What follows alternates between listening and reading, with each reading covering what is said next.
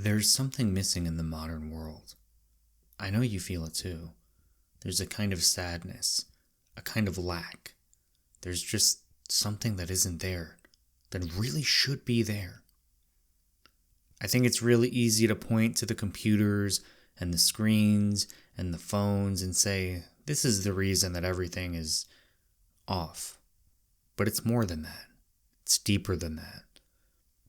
There's something wrong with the very way that we've conceptualized ourselves as living, breathing creatures. We have forgotten ourselves, and I think it's time that it's becoming really important that we start to remember, or at least begin trying to do so. I think the best place to begin that journey is with Byung-Chul Han's wonderful book, The Agony of Eros. So, without any further ado, let's get into the episode. Hello, my friend. Welcome back to History for Thinkers, a show that explores the absurdity of existence. I just want to say at the top of the episode that I really appreciate you guys for sticking around. I know it's been a long time since I've made an episode here, and the fact that you guys still want more, still want to learn, still want to think deeply, it just really means the world to me. It makes me really happy, and I'm very excited to be able to start making episodes again. I apologize for the very long hiatus here. I had to really focus on my tech career. I've been through like 3 layoffs now, especially, good God, with AI. I developed and am now recovering from a drug problem. I've become a father. It's been a crazy couple of years. So I hope you can forgive the long time of absence here. And without that out of the way, let's get into the episode. So I think we need to start with a little bit of context here. Who is Eros? What is Eros? So if you are not familiar, Eros is the Greek god of love, sex, desire. If you are familiar with, you probably know his Roman counterpart, which is Cupid, very associated with Valentine's Day, with love. Although, as Han is going to build out, he applies this idea of Eros to all kinds of different aspects, and it is extraordinarily fascinating because Eros touches all kinds of stuff that you just wouldn't otherwise think about, and I think it actually explains much more than we previously thought. So, Han writes, quote, "The crisis of love does not derive from too many others, so much as from the erosion of the other." So essentially, we are losing our sense of the unknown, right? Of there being someone or something else existing beyond ourselves. Because when all of our social relations now, right, are increasingly mediated by these screens, by social media algorithms, by all kinds of, technology that is actually really alienating, and it makes it really difficult to meaningfully connect with people. I think that Han is really trying to highlight how important this connection is, but we'll talk more about this. So Han continues, quote, "This erosion is occurring in all spheres of life. Its corollary is the mounting narcissification of the self." So instead of looking outside of ourselves for a sense of growth, for a sense of meaning, for a sense of the other, right? We are looking within. Now, if you guys are watching the video version of this, we've got the wonderful painting of Echo and Narcissus by John William Waterhouse. Good God, what a painter. If you need to kill an afternoon, just go look at Waterhouse's paintings. They are just sublime, wonderful stuff. But I think what this painting illustrates here really is how little has changed, right? This is an essential function of what's going on with Eros. So you have Echo, who's the woman, essentially really desiring Narcissus. But Narcissus, he just can't be bothered. He cannot reciprocate. He's incapable of even meeting her gaze. He just can't stop looking at himself. And I think this painting would be even more emotionally resonant if you actually just slapped a smartphone on top of that water. Right? What is social media if not a place to just think about yourself, to think about your presentation of yourself? I mean, I've known a lot of people now who are just like normal people, and then they go online on social media and they start making TikToks. They start doing, short form video and posting selfies, and they think that they're going to be some kind of a celebrity. They start emulating people who are internet influencers.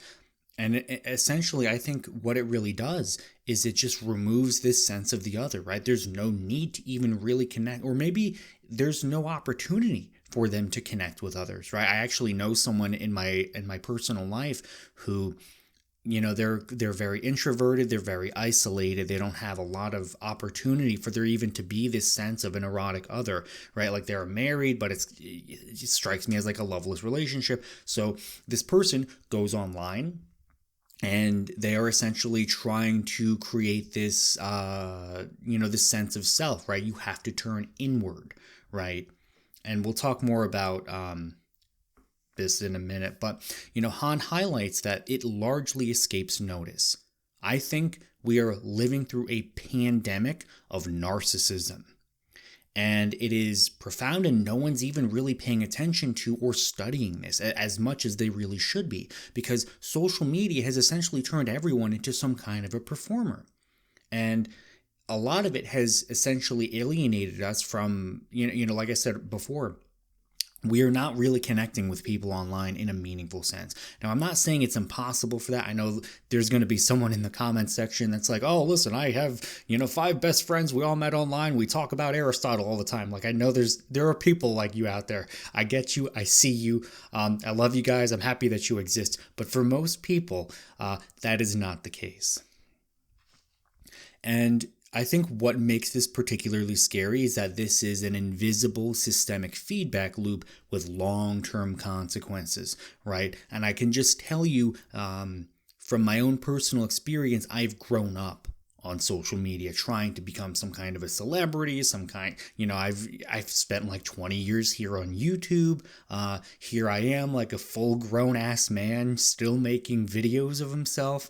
I can at least hide behind the idea that I'm doing it for educational purposes now, but the irony is not lost on me. So yeah, it is a very scary, strange thing, and we are kind of the first generation of people to grow up with this, right? I mean, what are the long-term consequences, right? Not just how it changes us, but how it changes how we raise our children, how that changes our children, how that changes how our children raise their children, right? This is the kind of thing that I think more people should be thinking about and worried about. Eros concerns the other in the strong sense, namely what cannot be encompassed by the regime of the ego. So my interpretation here, at least, is that the regime of the ego is what we can understand, what we can control, what we can explain or manipulate. These are essentially the things that we have mastered, that we understand, that there's no sense of the unknown, right? And I think that it applies to art, it can apply to people, right? If you have a certain relationship with someone, I'm sure there is a certain point where things have gotten so familiar where you essentially know what the other person is going to say. You know what they're going to say even before they do in a lot of cases. And essentially that is a relationship where it has come under the regime of the ego, right? There is this lack of the erotic experience. The eros is gone, right? There's no longer a sense of the unknown. But it also applies to art, right? I mean, I'm not saying there's anything wrong with rewatching stuff, because sometimes you pick up new stuff. But a lot of times, I mean, we just kind of do it for familiarity, for a sense of nostalgia, right? When in reality, we would probably grow more as people if we were a little bit more open to experiencing new things, right? That more of this sense of the unknown. Erotic experience presumes the asymmetry and exteriority of the other. And I think this is one of the more interesting quotes out of his book. And for the record, this is one of the most fascinating books I've ever read. Every single sentence has a lot of meaning that I really desperately want to unpack, as you can probably tell by the length of this episode. I don't even think it's 100 pages. I mean, it's a short book, but there's just so much to explore, to think about. But yeah, this quote, I mean, the asymmetry and exteriority of the other. So I think another way to even think about this is with asymmetry, right? It's almost like an unequalness, right? In the sense that they're, maybe they are stronger in a specific domain that you want to achieve, right? Maybe they're here's an example. So you meet someone, maybe they have a much healthier relationship to work. Maybe you meet someone who actually has work-life balance and you really, really want to emulate that. But also the exteriority, right? It needs to be something that is absent within yourself. It needs to be like you see this person and you do not see yourself reflected back. It is something new, something that is out of the ordinary for you. And that is completely subjective, right? That is up to you as an individual. You might be maladapted in some way, right? You might meet someone that's like, oh, hey, here's someone who is, maybe suffered from something similar to me, but they have adapted in a much healthier way, and I kind of want to mimic that behavior, right? I think that is at the heart of an erotic experience. And again, we're talking about erotic experiences. I know we have this cultural connotation where it's like sexual, where it's someone you want to boink. I don't think it has to be like that. I think all relationships can be erotic in this sense, right? It can be asymmetrical and have this sense of exteriority, right? Where I think somewhere in this presentation, we're going to talk a little bit about Socrates, but Socrates was this great, famous, popular erotic figure, right? He was often described as the lover, as the beloved. And it's because there is this erotic connection between that, right? It's not necessarily that everyone wanted to, be in a relationship with Socrates. It's that he contained knowledge or wisdom, or, maybe a better way to say it is he had the curiosity to ask the questions that are really important to ask, right? So I think that's a big part of it. So as we have increasingly eradicated the erotic experience from modern life, we are essentially reducing the lived experience to what Han calls the inferno of the same, where eros does not exist. I've also seen this translated as the hell of the same. But I think either way you put it, like it captures it pretty well, right? Because what is the inferno of the same, the hell of the same? It's boring. It is banal. It is doing the same exact thing that you've done every single day for as long as you can remember. It is everything in your mental inventory. It is essentially mental stagnation, right? And it is actually quite painful, right? To have that feeling of the loss of growth, the loss of curiosity, right? Why be curious about anything? Because, it's been Groundhog Day for at least 3 or 4 years, right? It's a painful experience. We are constantly comparing one thing to another, thereby flattening them into the same. So I'm sure you've heard that very popular saying, it's a truism, for a reason, that comparison is the thief of joy. And that is absolutely true. And that is a lot of what we're doing here. Because when you make it possible to reduce everything to, like in our society, for example, we convert everything into money. When you do that, essentially you can compare everything, right?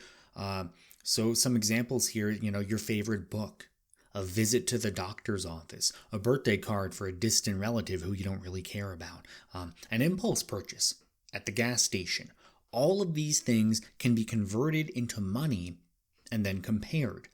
And maybe the comparison doesn't really hold up with the emotional logic, right? I mean, your favorite book may have been something that saved your life. It may have been something that you read in a time of despair that made you fundamentally reevaluate things, that really turned your life around. Maybe it gave you your life's purpose. Maybe it gave you a hero mythology, some kind of story and narrative arc in your life to really fight for. It could be extraordinarily meaningful. And then to like, slap a price tag on it, it was, what was it, maybe $9, right? Maybe you got a hardcover, it was a $20 book. Okay. I mean, it's weird, right? It is flattening everything into the same. And I think it removes some kind of quality from these things that is a fundamentally alienating experience. So here we have what might be one of the most important quotes in the entire book. Han writes, quote, "Depression is a narcissistic malady. It derives from overwrought, pathologically distorted self-reference. The narcissistic depressive subject has exhausted itself and worn itself down. Without a world to inhabit, it has been abandoned by the other. Eros and depression are opposites." And this sounds very abstract, but if you really think about it, it makes perfect sense. So eros is this state of striving, right? It is traditionally, you think about like a romance story, right? You are in pursuit of a partner, right? So, you're trying to get with the girl, you're trying to get that guy. It is fundamentally about striving for what you lack. You do not have something and you want to get that something. There's something very life affirming about that. And I think that, you can take that eros, right? This idea of striving, you can apply that to a lot. You can apply it to, your career, right? Maybe there's some kind of, overarching sense of self that you need that can only be accomplished by dominating at work, by being the bestest at whatever it is that you do, right? There is something fundamentally erotic about that. It gives you a reason to get up in the morning, some kind of, it gives you a goal to pursue, right? Goals are actually kind of erotic, and it's really about trying to achieve what you do not have, what you lack. We'll talk more about some of the other thinkers who have contributed to the eros discourse, but I think it comes from Anne Carson, where eros is fundamentally about lack, right? What makes a lover erotic is that you do not have them, right? Which is why typically, right, once you have the love story, right, it ends with the happily ever after. Well, the love story is dead now, right? You have what you previously lacked, and that's pretty much the end of the story, right? Which is why no one ever really tells this story, like the love story ends like once you have it, right? Now what comes into so where we get depression into this equation is depression is this idea that you already understand everything, that pretty much everything has been said, everything is done. There's no reason to pursue a goal. There's no goals to pursue. We're all screwed anyway, right? It is an extraordinarily negative frame of reference, a way of seeing the world, of seeing yourself, that there's nothing even worth doing, right? Let alone anything to do. It's actually very sad. It's a very sad. If you've ever been depressed, wow, it sucks. And it will convince you that there's just no reason to get up in the morning. It's a very sad way of being. I think what makes philosophy inherently erotic, and I stole this from, I think this comes from a ContraPoints video, but philosophy is inherently erotic in the sense that these are questions that can never be definitively answered, right?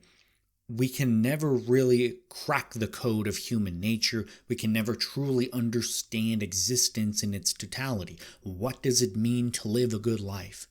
There is no definitive answer. Now, we can make different guesses. We can, work our way forward and maybe develop an understanding, tell some stories that give us some mental tools that help us live better lives, right?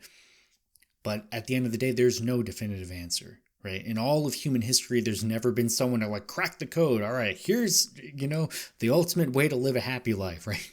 Doesn't exist. And anyone who says otherwise is trying to sell you something.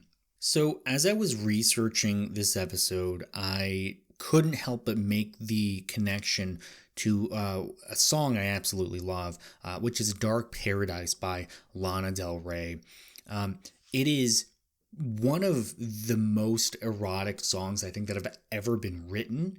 And you should go listen to it. Obviously, I can't play it here in this video because if I do, well, copyright strikes are gonna send me to jail, and that would be sad because I don't want to go to jail. But some of the lyrics read, "Loving you forever, can't be wrong. Even though you're not here, won't move on." So Lana, or the song is about a woman who is in love, who refuses to let go of the love for her deceased husband, lover, spouse, whatever it was, right? The lover. It's a dark paradise in the sense that it is, right? It's dark because, oh no, my spouse died, right? I'm in love with someone who's no longer alive. That's actually really sad. But if you think about it, it's still kind of a paradise because it provides this erotic experience, right? There's something about the love that it multiplies when its needs cannot be satiated. It's almost a paradox. It is very paradoxical if you really think about it. But yeah, that's at least partly why we're making this, hopefully figuring out the paradoxes.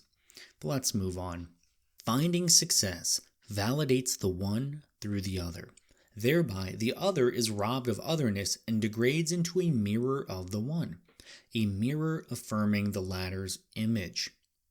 So in our culture, in our society, we've created all these structures where everything is a competition, right? And there is a place for competition. It is important in its own way. But what ends up happening is the people who win the competition, the people who are in charge, the people who get, who get this validation, who are successful, they are fundamentally alienating the people that they have defeated, right? So you think about the corporate structure, right?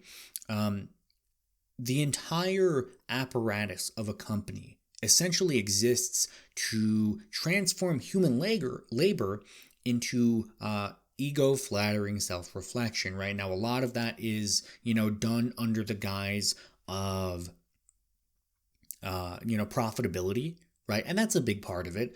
Obviously, like, companies exist to make money, but when you dig a little deeper, when you actually really look at what's going on behind the scenes, the people at the top of these companies are obsessed with their ego, with their image, with what people think of them. They are, it is almost a pathological need for validation. And I can speak to this because, I've worked in the tech industry for a couple of years now. And unfortunately, I was not very good at programming. So I ended up doing a lot of marketing stuff, which was fine. It paid the bills. But marketing in tech means, for the most part, that you are going to essentially be flattering someone else's ego professionally. So I've spent a lot of years ghostwriting, right? So I sit down and I write something, a blog post, a lot of tweets, and then the founder or the executive or the billionaire, gets to send the stuff out.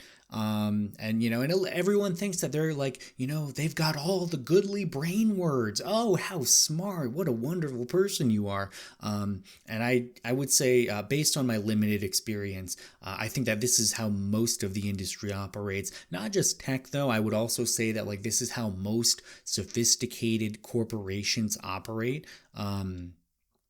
And you can also see, like, there's this dynamic where the higher up in the company that you go, number one, the less work that you do. This should be self-evident. If you've ever worked a job, you know this instinctively to be true. Think about it. And then number two, the more credit you get.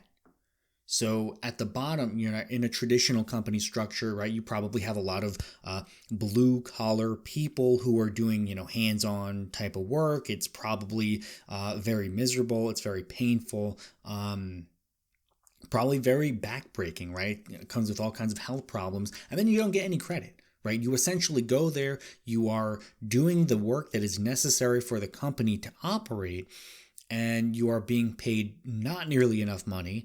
and you are not really getting any of the credit, right? You are like just one of the many faceless masses, right? You are a nothing, right? You essentially don't exist. You are completely replaceable.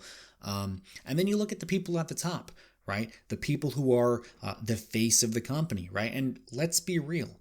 They just kind of sit around in their office all day and don't really do shit.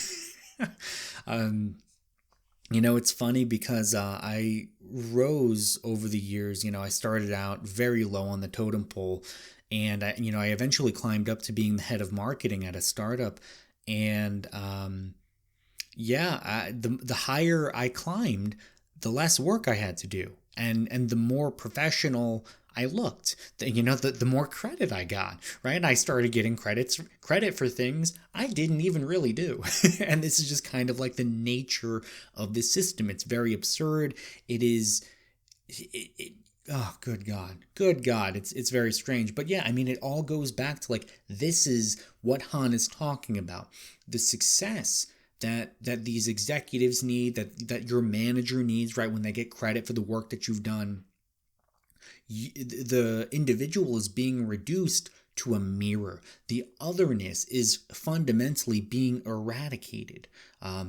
So, Han uses the word mirror of the one, right? So an erotic experience, right? What would be the opposite of this would be a window of the one, right? So an erotic experience might be, you look at someone and you see an entire new world, a new perspective, a new way of being, a new way of thinking, a new art form. That is an erotic experience. But what we have, right, we've created a social system whereby everyone just becomes a mirror instead of a window, right? It is all about narcissistic reflection. And again, it all connects back to what Han was talking about earlier, right? It is all about the narcissification of the self. And what I find most interesting about this idea is that I think on some level, everyone in our culture intuitively understands a lot of this. So if you look at, like a very silly example, The Simpsons, right? Great show, or at least it was, up until about season 9, right? Became the Zombie Simpsons after that. Any fans probably know what I'm talking about. But you can see the dynamic play out with Mr. Burns, right? The owner, he's a super rich guy. He was born into money. He has this giant nuclear facility that, the entire company exists to serve him, right? Now, ostensibly, it's about making money, and that's a lot of what goes on. But there's also this dynamic with his number 2, right? His right-hand man, Smithers, right? So the company generates both external profit, right? So it creates the economic conditions where it can, continue to reproduce itself. It can continue to exist. But more importantly, the next thing that it does, right? So it achieves profitability, and then it seeks to generate self-esteem for the owner, for the master, right? And I think that is the dynamic that is playing out with a lot of corporations. Can make a pretty clear comparison to the feudal structures, right? Where it is all about the ego, right? Back in the day, it wasn't really about making money. It was really just about like maintaining, the crops or whatever, right? Money didn't really come into the equation. But if you look at what we have today, it is essentially the same thing, right? Now, instead of needing to, round up enough peasants to, till the soil, we need to find a way to make the money work, right? But what happens immediately after that? Once the money comes in, once everything is established and set up, the entire social organization is oriented around, serving the people who own it. The people who own it want their self-esteem boosted. Let's see. So I also wanted to take the opportunity here to pause. Let's have a question, right? Now, you are more than welcome to answer this question in the comment section, right? This is a good way to boost the video and the algorithm. But if you want to just write it down in your journal, if you want to just think about it, that is perfectly fine. Maybe it gets too personal. You do you, man. You do you.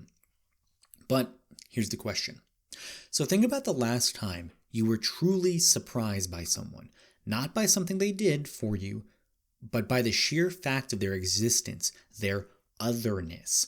When did you last feel that?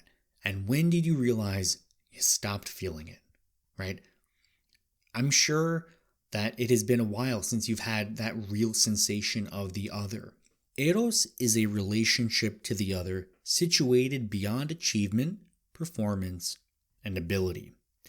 And if you are a reader of Han, I'm sure you are instantly seeing the connection to the Burnout Society. I think that is deeply connected here. Essentially, it really comes down to not needing this sense of earning it, right? Eros is about not having to earn the affection, the attention, the love, right? I can almost draw a comparison right now to parents who provide conditional love, right? So the thing you're supposed to give your kids as a parent is unconditional love. You're supposed to make them feel like they're going to be loved no matter what, because if they are provided with conditional love, right? I'm only going to love you if you do this, if you behave, if you are the greatest kid at math, right? If I'm only going to love you if you get an A in math, that provides a pretty traumatic experience, right? So Eros is fundamentally about being outside of that, right? And it's about having a real sense of the other, right? And Han used, this is the title of the chapter here, being able not to be able, right? I don't want to have to earn it, right? It should just be enough to exist as I am, right? So, this comes down to the radical act of acceptance of what is, with no regard for a future could. It's about surrender. Right? I think it requires an erotic experience, an erotic relationship. And again, not in a sexual sense. It can be platonic, it can be sexual. It's about being open to the possibility of just exploring, just letting something happen and unfold organically. There's something almost sublime about that. It is very, the phrase I keep returning to is it is life-affirming, because it just is, right? It is life-affirming to just witness another human being, to be present with them, and to not have to think about like, oh, what ability, what performance indicator am I, having here, right? I think there's something about making a relationship transactional that makes it just the opposite of this, right? The opposite of Eros. So Han writes, quote, "Today, love is being positivized into sexuality, and by the same token, subjected to a commandment to perform." And this is a real tragedy. We'll talk more about this. I think there's actually a lot on this, obviously, but there's something about the way that we have conceptualized dating now, right? Again, on the apps like Tinder, right? We go into this with a certain expectation of what we want. Oh, I need someone who is, this tall. I need someone who makes this much money. I need someone who has gone to college. I need someone who agrees with all my political beliefs, right? It is actually really alienating. And I think it cuts a lot of people off, right? We're thinking too much about the future could, right? I mean, we're thinking too much about, oh, can I have a happily ever after, right? Because when people think about that, right, that's a logistics question. That's not love. That is a logistics question, right? If you are dating someone purely because they are, powerful, or because they're wealthy, or because, you like what having them says about you, that is not love. That is a business transaction, right? I think this is where a lot of those old cliches about love come in, right? Love is something that cannot be controlled. The heart wants what the heart wants. We can't really explain it. We can't even really understand why that is a lot of the time. So Han continues, quote, "Sex means achievement and performance, and sexiness represents capital to be increased. The body, with its display value, has become a commodity. Oh man, that is very sad and also very true. So I think there's another line here, right? So if you guys are familiar with the term cultural capital, I think that maybe plays a role. And it's this idea that like it's not just about getting money, right? Money is fine, money is great, but it's about what money can be transformed into. And so like for example, like you can convert money into speaking a second language, which is impressive. You can convert money into, maybe you go to college, maybe you become a doctor, right? That requires a certain amount of capital in the first place. Now, what's happening here is with sex, we are essentially taking sex or the relationship, right? What should be the erotic experience of the other, and we are turning that into something that can essentially be traded on the marketplace, right? I'm sure you've heard the phrase sexual market value.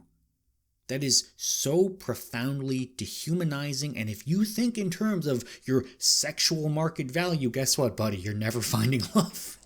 You will never be in love if you are constantly trying to calculate the value of the partner, the value of yourself, because that's not what love is, right? That is a business transaction. It's very sad. It's also very dehumanizing, right?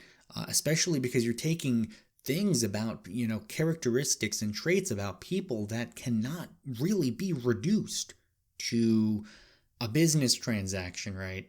And you just think about like from your own perspective, right? Do you want to just be constantly evaluated and judged, and you're going to determine your market value? I mean, that's just weird. It's sad. It's strange. I think it's weird that we do this as a culture, but again, it's one of these things we're just not paying attention to it.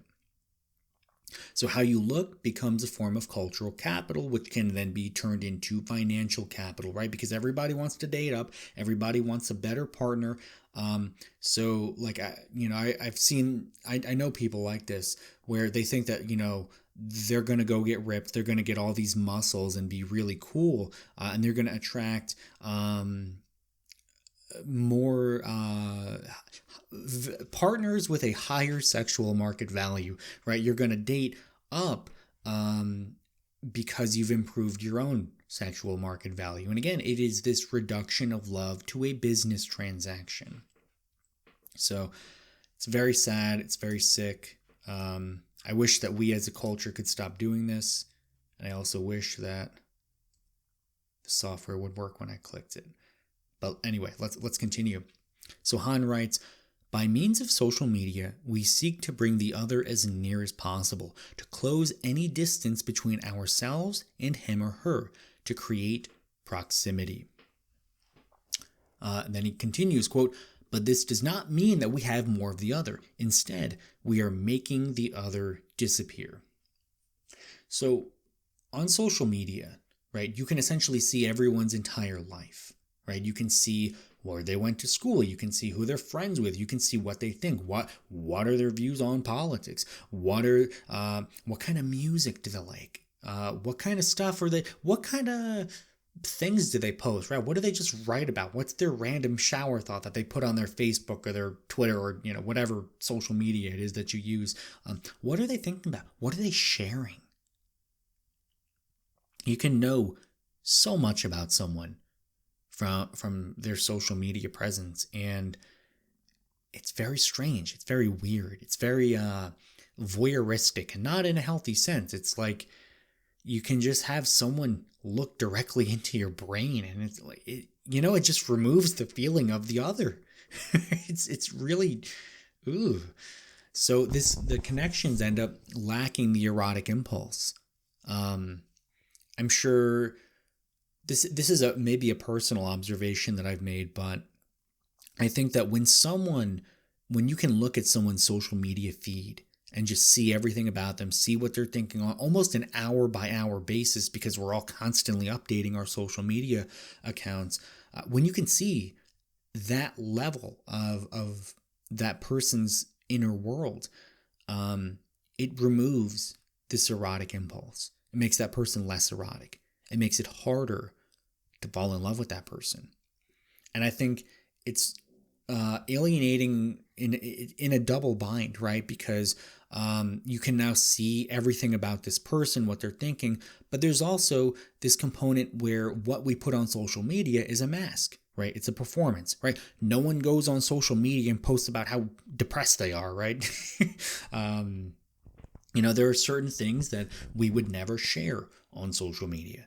And, often it's the things that like, oh, those are the important things that we probably should be sharing, but we're not. But anyway, so as I was thinking about this, I instantly made the connection to Sherry Turkle's Alone Together, and we've got a little bit of a longer quote from that.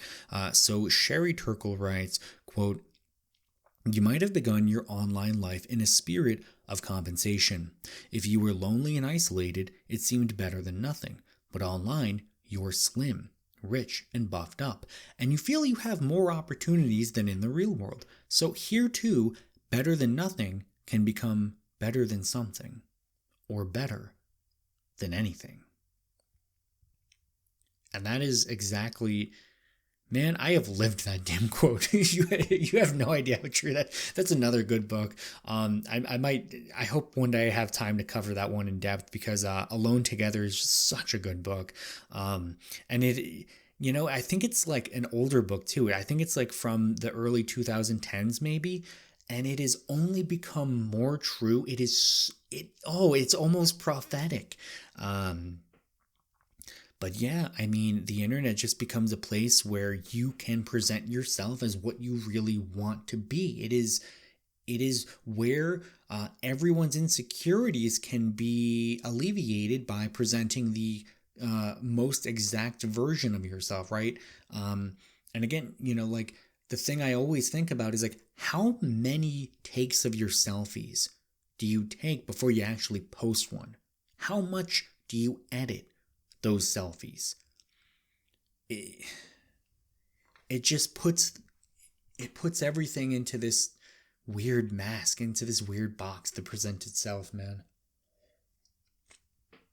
It's messed up. It's very strange. It's very weird. Starting to think the Unabomber was right about technology, but that's an episode for another time. But yeah, so internet connections, they're distant, hollow. They're very performative, like we've established. Think about what an empty saying it is to say that we are social media mutuals. We're not friends. We're not even acquaintances, right? Yes, sometimes when I'm doom scrolling, I see, what you were posting on the shitter, and likewise. I mean, it's very hollow. It's very, it's like the opposite of connection. And again, it all goes back to the fact that these are social relations that are mediated by predatory tech algorithms and platforms that are just trying to make money, right? These platforms want one thing. They want more money. They want more data. They just want to take more, right? And it's like, we can't even fault them, right? This is the purpose for them existing, right? Which I think we can talk about more of some of that later. But yeah, I mean, it's just messed up. Very messed up. So real connections are deprioritized in favor of, the internet connections, right? The kind of internet connection that is profitable, right? They want you plugged into, things like Discord. They want you logging on. They want you to buy more stuff. They don't want you to ever leave the app, right? And when you just really zoom out and think about it, I mean, we all went on the internet in the hopes of finding connection. And like, that's the one thing that is just constantly teased out, right? It's the one that, it's like just deprioritized over and over again, right?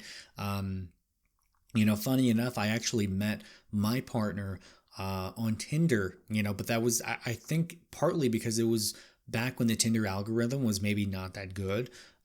So we just kind of lucked out, and like I said, we have a child now, right? We're very happy relationship. But I think that's an exception to the rule, because the rule is that Tinder wants to make money, right? And they want people using the app more. They want people spending more time and more money on the app. And if you actually match people who are compatible and they form a happy, healthy relationship, I mean, you see how that's fundamentally at odds with the business model, right? So we've almost created the conditions where, like, in order for the company to succeed, they have to, like, essentially weaponize the social relations of its users. And, you can see the same exact, it's not just Tinder or the dating stuff. It's everything, right? I mean, it's Facebook, it's, it's Reddit, it's everything. It keeps people isolated. And then Turkle, somewhere in Alone Together, she writes, quote, "Moments of more may leave us with lives of less." The internet, it gives us this feeling of being more, of having more, of like, oh, I've got 500 friends on Facebook. I have so many friends. And it's like, how many of those people do you actively talk to? Society as a search engine, a machine for consumption, is abolishing the desire for what is absent, what cannot be found, seized, and consumed. And that's what it's all about, right? It's all about consumption. When you go on something like Tinder or Bumble or Grindr, whatever it is that you're into, it is really an act of consumption. It's not about experiencing another person. It's not about bearing witness to the other in the erotic sense, because we're not, right? And the system is designed for that to not happen. So, and I think what's interesting about this quote here is that, he's kind of zooming out, right? This is our entire society itself, right? It's not just social media. It's not just the algorithms. This is the way that we've built everything, right? So the entire project of our civilization is a rationalizing force to quantify the unquantifiable. We want to turn everything into numbers in a spreadsheet. We want everything to be a known quantity. Kind of made this connection to Max Weber's Iron Cage of Rationality, although I wrote here the Iron Cage of Irony. Apparently I'm a comedian now, but the big thing from Weber, his idea of the Iron Cage of Rationality, is that the more advanced our society becomes, the fewer choices we're actually capable of making. So you can look at like social media algorithms as like a really good example. Yeah, because we've been talking about them a lot in this episode. And they inevitably lead to pushing people to the lowest common denominator kind of content, right? People are being pushed to, look at the views on something like a Mr. Beast video, right? I mean, it's going to be like a gazillion views, it's going to have more views on that one video than there are people on Earth. Right? This is just kind of the way social media works. You end up with fewer options. I think I've also got another point here, and this is on LLMs. So with AI and large language models, there's this term known as mode collapse.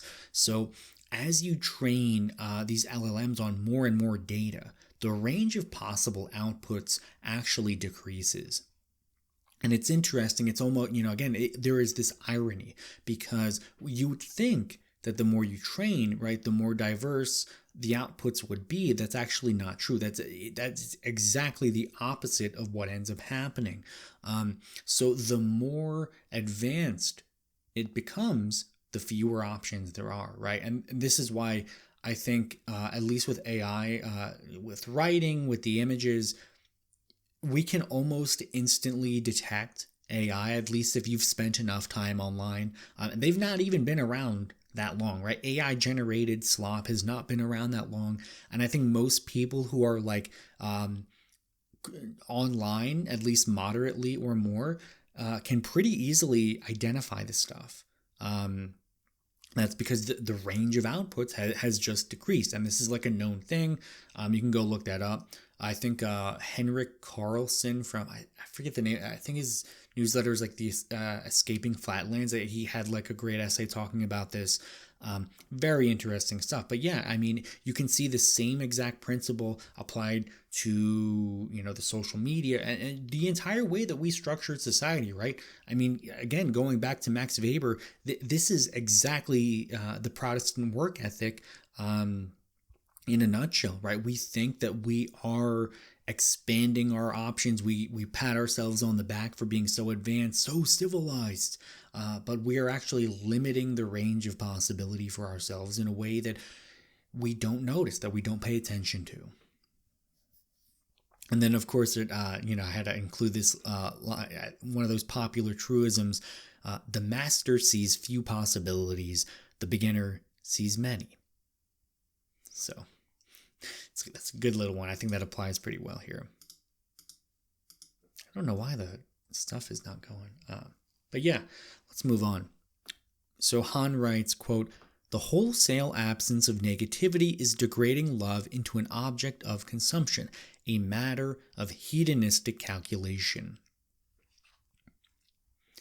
And again, we've been talking a lot about dating app culture, but it is just inherently dehumanizing. I actually think it's even more dehumanizing than planned marriages, right? Because at least, with a planned marriage, there's this sense of like, well, you might be stuck with someone for like some kind of socio-political reason. But I mean, at least it's particular, right? I mean, there's at least a possibility of an erotic other experience there, right? Maybe you're open to, maybe you're compatible in a way, maybe they show you something in a way to be that you wouldn't have expected. But what we have now is just purely consumption. I mean, it is so dehumanizing. And then Han continues, "Modern love lacks all transcendence and transgression." And even before the internet, even before the dating apps came along and ruined everything, I mean, there's just this sense that a marriage is a question of logistics, right? It's it's a business transaction. It's not really about love, right? In the erotic sense, it's not about being broken open. It's not about being exposed to something that is new, that is challenging, that is maybe a little uncomfortable, right? Because that's the other thing about eros, right? Sometimes it is, it's often described as a kind of death, right? And that can be scary, right? But in order to be reborn, to have a new sense of self, you need to be broken open. You need to symbolically die. And we just don't have that anymore. We just don't have that anymore. And then, of course, there's all those headlines. Gen Z is having less sex than any generation in history, right? And the trend shows no signs of slowing down, right? And that's because I think, it all connects back to what Han is talking about in this book. When you reduce all of this to some kind of a business transaction, I mean, that's an inherently unpleasant experience, right?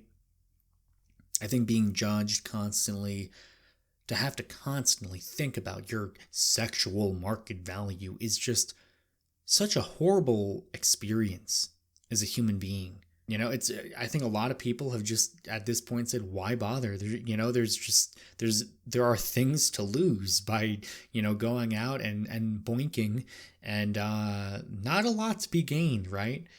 I mean, especially I think on some level, the human being needs the erotic experience. And this is just the one thing we don't have. So why? Why? I think Han actually gives a pretty good answer when he writes, quote, "The desire for the other is giving way to the comfort of the same." If you've ever known one of those older adults who's trying to, get back out there and date again, you know how scary it is, right? It is a really unpleasant experience.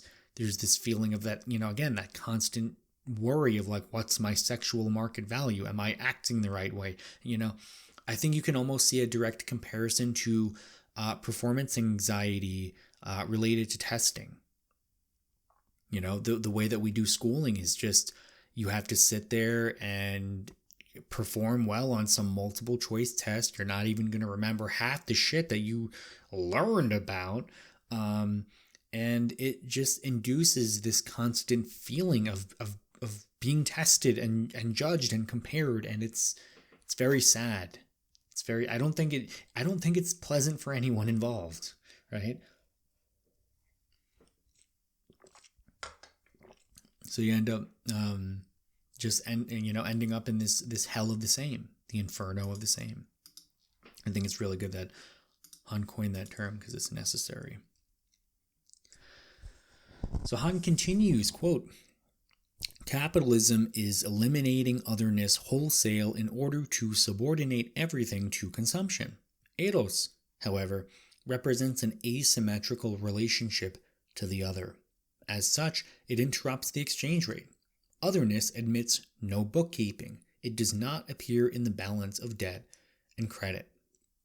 But I think what Han is saying here is true, right? We are taking this business transaction logic and we are applying it to something that you just can't reduce love to a business transaction, right?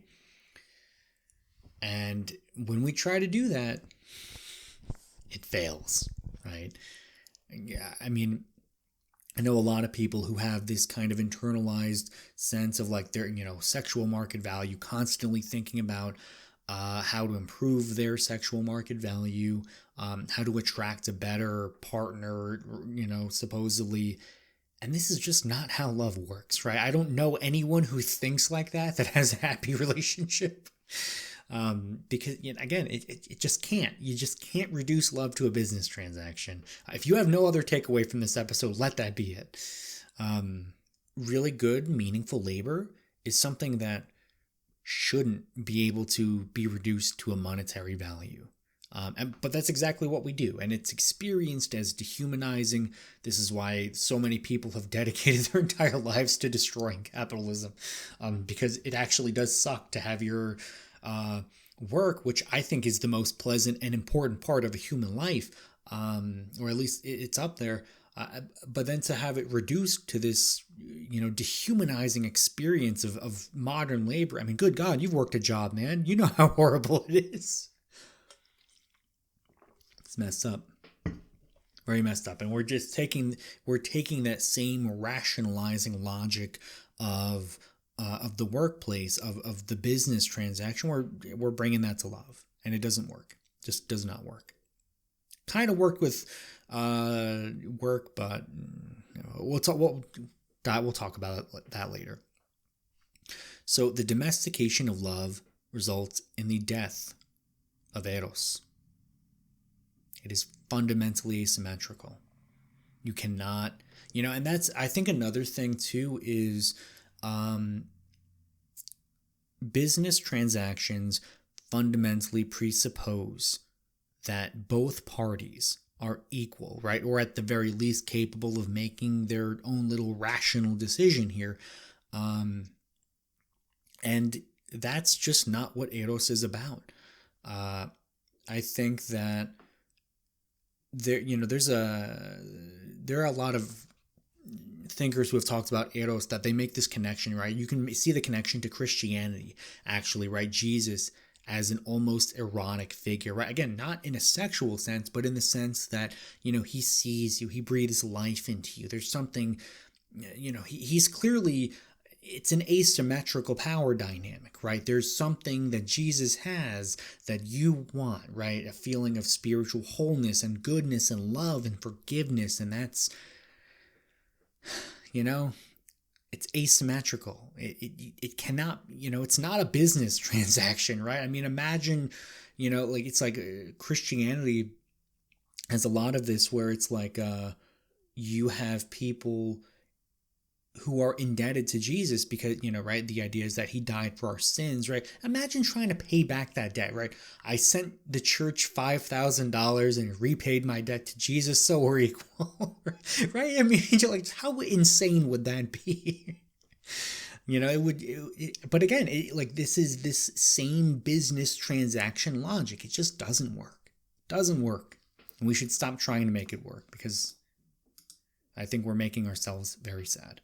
So in order to understand this next chapter, Bare Life, We're going to need to talk a little bit about Hegel. We're going to need to provide a little bit of context here. Hegel's master-slave dialectic is a parable of human self-consciousness. It's essentially like a mythological story that he comes up with that explains where we got self-consciousness, right? Where did we depart from the rest of the animal kingdom and become self-conscious beings? Because if we look at the evidence, we weren't always like this, right? This is something that we've developed. This is like it's almost like, evolutionarily speaking, it's like a skill we've built up. Now, Hegel is not trying to like explain it literally, right? It's not like a scientific thing. It's very much in this abstract mythological. I think seeing it as like philosophical mythology is probably the most helpful way of seeing it. So it's enough of the preamble. Let's actually get into it. So once upon a time, there are two natural beings who meet. They become aware of themselves through the other, right? So by seeing another person, they're like, oh shit, I exist, because another person exists, and they can, there's that kind of, there's that kind of dynamic, almost an erotic charge to it, right? In the otherly sense. Now, as they become more acquainted with each other, they both enjoy the narcissistic experience of seeing themselves reflected in the other. And again, this connects directly to Han's, the mirror to affirm the one, right? So one person can essentially function as a mirror for self-consciousness of the other. Now, they both enjoy that feeling. They both like having their own selves reflected back. And then a death struggle occurs, right? A fight to the death. And the winner becomes the lord, and the loser becomes the slave, right? So, the master-slave dialectic, right? But interestingly enough, right, both become self-conscious through this social relation, because the master can have the slave essentially function as a mirror. But if you think about it, there's also a component where being the slave or the serf or the peasant or, whatever it is, right, the worker, it is not necessarily all bad, because there is this sense where you are the person who actually does the work. You actually do things, right? Which I think, as we are kind of like increasingly finding out, the people who are the masters, they really don't, right? It's really about consumption and luxury, and they don't really do shit. And as much as they love to pretend otherwise, right? They don't do shit. They sit in that damn office and, they play on their phone or whatever it is. But for Hegel's master-slave dialectic here, there really is this sense where the slave also becomes self-conscious through this process. Hegel's dialectic of master and slave describes the battle for life and death. The party who emerges as master does not fear death. And I think that's a more profound insight than I think Han gives himself credit for. I think that's really interesting. So, as I was reading this book, I immediately drew a connection to Ernest Becker's Denial of Death, which is, I'm going to say, one of the most important books ever written. Make sure you're following the show if you're interested in that, because I will be covering that at some point in the future. It's on the chopping block. In the meantime, read it for yourself. Again, one of the most important books ever written. But Becker's core insight was that humans are driven by this primordial fear of death, right? So we are alive, we are living, and life wants to live. I know that sounds like maybe a weird sentence, but if you think about it, everything that is alive, whether it is a single-celled organism, whether it is your cat, whether it is the President of the United States, life wants to live. Of course, there's an exception for depression, but that's something else. But this insight is really interesting, because there have been a couple of professors, I don't remember any of their names, unfortunately, but they got together and they wrote this book called Worm at the Core. And they essentially validated Becker's key insight, right? That humans are driven by this primordial fear of death. We don't consciously realize it, but on some subconscious level, it is powering everything that we do, what we think is important, what we gravitate towards.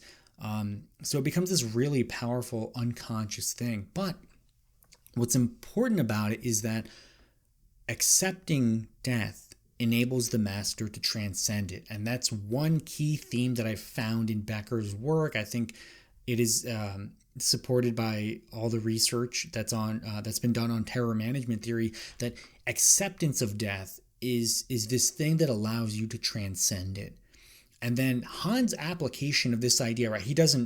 I don't think he mentions Becker or terror management theory or any of that stuff. This is just my own little mumbo jumbo side stuff. But I think Han's inclusion of this idea is really significant and important, because in transcending death, the master transcends life, right? So if you accept death, if you accept that you're going to die, there's something that is unlocked in the brain, maybe in some subconscious way.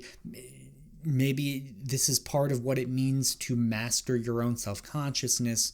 And again, Becker's idea was that when we develop self-consciousness, we kind of realize that we are inevitably going to die, right? Everyone I've ever known eventually is going to die. That's kind of a traumatic, horrible thing to realize, right?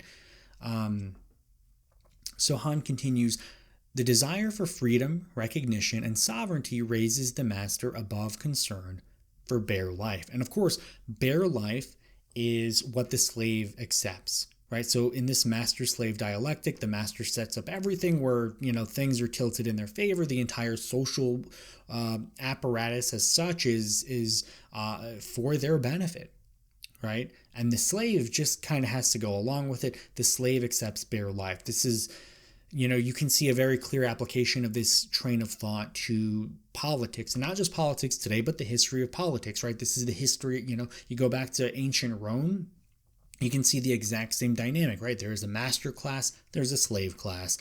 And there are some people in between, in that liminal in between, but for the most part, there's two broad categories. There's the masters, there are the slaves. The masters have, at least according to this interpretation, they've transcended death. I don't know if that's true for the masters anymore, but that's a separate topic. And then Han continues, it is fear of dying that induces the future slave to subordinate himself to the other. And I think that's a really important insight, because it is this fear of death, right? It is this fear of maybe even life, right? I mean, fear of death is fear of life, right? Because we're all going to die, and it's not even, think about this master-slave battle, right? This battle that was taking place, this life and death struggle. The person who wins is not the strongest. It's the person who doesn't fear death. The development of human self-consciousness, right? That is the precise moment in history where we became aware of our own deaths. So it makes sense that there is this connection here. Preferring servitude to the threat of death, the slave clings to bare life. Physical superiority does not determine the outcome of the struggle. Instead, what provides decisive is the ability to die. So again, Han said it perfectly there. Just had to go to the next thing. So fear of death is itself a death, right? It is the acceptance of bare life, the acceptance of servitude, of being reduced to the mirror of the one. So Han writes, quote, the slave does not venture as far as death and therefore becomes a vassal who labors. So again, the entire history of civilization is the history of this dynamic, right? It is slaves being reduced to vassals who labor for someone who doesn't really care about them that much, right? You don't have to be a radical to think that. I think this is just pretty self-evident, right? Eros as excess and transgression denies both work and bare life. So Eros, I think you can see pretty clearly how it is almost the opposite of both of these things, right? Work is this business transaction, and again, we've talked a lot about that already, but it also applies to this idea of bare life, right? Because what is modern work? Or you even go back throughout history, the peasants during feudalism, slaves during the Roman Empire. This is bare life. This is servitude. This is human beings being reduced to the mirror of the one, right? They are not windows. They are mirrors. They are human beings reduced to objects for the masters, right? This is what's going on here, man. It's kind of wild. It's kind of weird.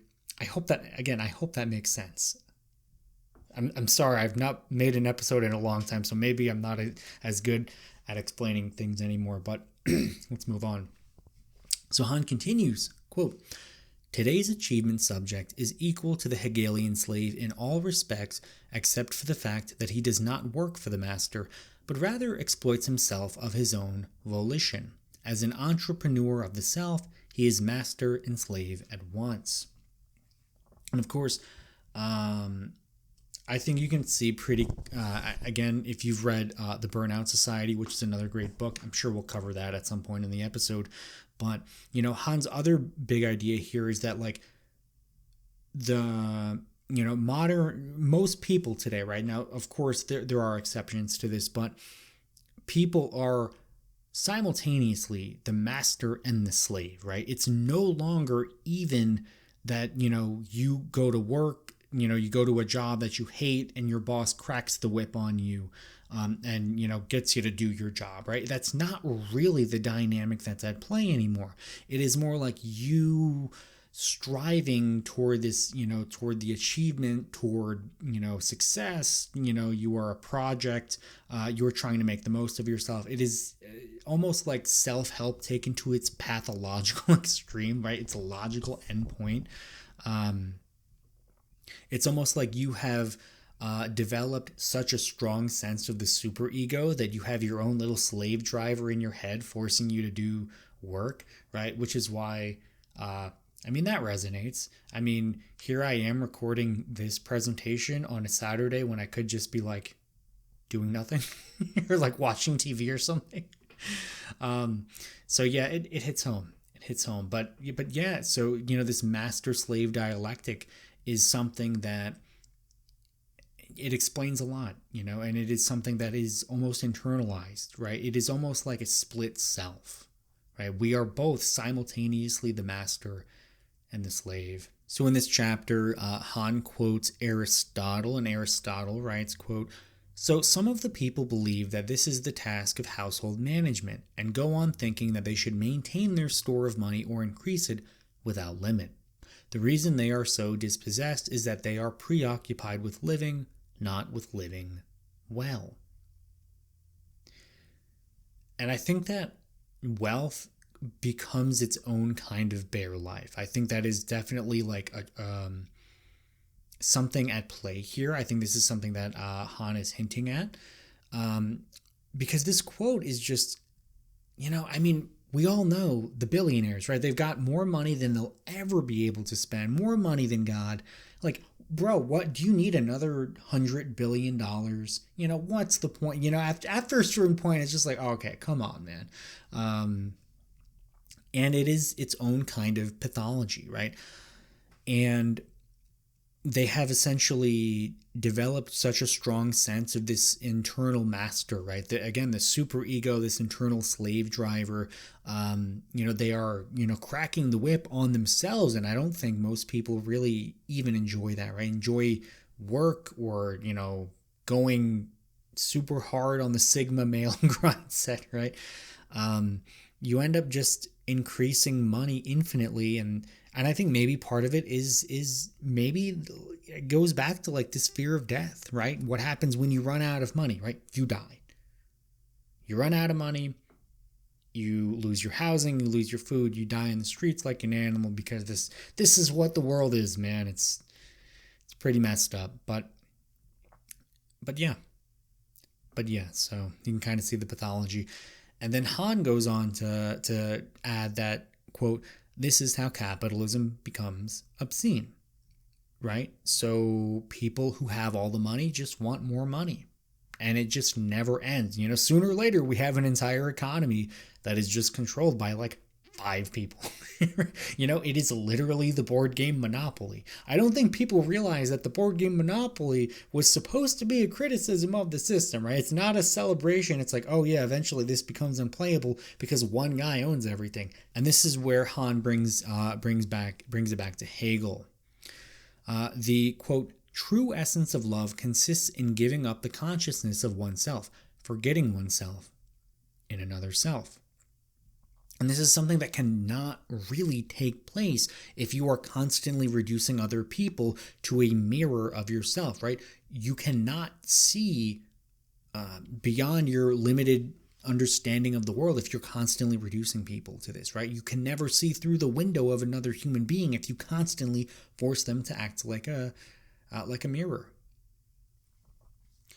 And then Han adds, quote, "The slave is incapable of admitting an absolute end because he cannot relinquish self-consciousness. That is, he has no ability to die, no capacity for death." Death does not have to be like a literal death, right? You don't have to literally die. This is not what we're talking about here. It is a death of the self, right? It is almost more like a snake shedding its skin, or maybe a phoenix being burned so that it can become ash, so that it can rise again, right? There is a kind of death in the erotic experience. And I think this is what Hegel was talking about, right? This is what love is. It's giving up your own self-consciousness to absorb the consciousness of another person, right, in yourself. So the slave is clinging to this construct of the self. Right. And in a way, right, if you really think about it, the way that we've structured our society, I mean, it's pretty easy to point at, okay, the rich people are the masters, the poor people are the slaves. But even the rich people do not get this experience of eros, of the true essence of love, according to Hegel, right? They never get a chance to forget themselves. And this is where we get to talk about the lovely Anne Carson, her book, Eros, The Bittersweet, one of the best and also most important books ever written. It's up there. A lot of really good tangential books mentioned in this episode. But she has this really wonderful passage that I think connects here, where she writes, quote, "The non-lover sidesteps painful transitions between now and then by stationing himself permanently at the end of desire. He sacrifices the intense and transient pleasure of the lover's now in return for an extended then of consistent emotion and predictable behavior." So it's predictable, it's something that can be controlled, it is something that can be turned, again, it is this logic of the business transaction. It is people who are afraid of the transition, right? Because the erotic experience, the experience of losing yourself is scary. It is, you do symbolically die. I think there is such a connection to death in Eros discourse because it is a kind of death. A part of you dies. Maybe you entirely die in a symbolic transformational sense, but it is so that a new, stronger version of you can be born, right? I think Bataille was the one who made this connection explicit, right? I mean, the connection between eroticism and death. I mean, it is so clearly part of it. I think this is why you can see a lot of romance fiction, right? There's so much of it has to do with dying, right? I think I hate to bring it up, but I mean, Twilight. I mean, Bella has to die so that she can become a vampire, right? So she can become an immortal, right? It's part of it. It's part of the experience, and I think it is such a common trope in romance, in anything to do with eros, because it is a kind of death. Han writes, quote, "As an absolute end, love passes through death. Although one dies in the other, this death is followed by a return to oneself," right? So you cannot exist in a permanent state of eros. It is just kind of a liminal phase. Love eventually fades, right? I mean, even if you wanted to get like super concrete about this, right? I mean, all the sociology on marriage point, like there is a certain point in a relationship, I think it's the 7-year hitch, where love just kind of fades off. And it's not that people don't love each other anymore. It's a different kind of love, right? It is no longer eros, it is no longer erotic, because this person is now possessed. It is now a known quantity. And that's part of what makes marriage such a difficult thing, right? Yeah, long term, which is why if you know anyone who is in a long term relationship and they've been together for more than like a few years, congratulate those people, because it is something to be proud of. But yeah, there is no rebirth without death. Han writes, quote, "The reconciled return to oneself out of the other is the gift of the other, preceded by the surrender, the giving up of one's own self." So essentially, it is like the opposite of willpower and determination. It is acceptance. It is.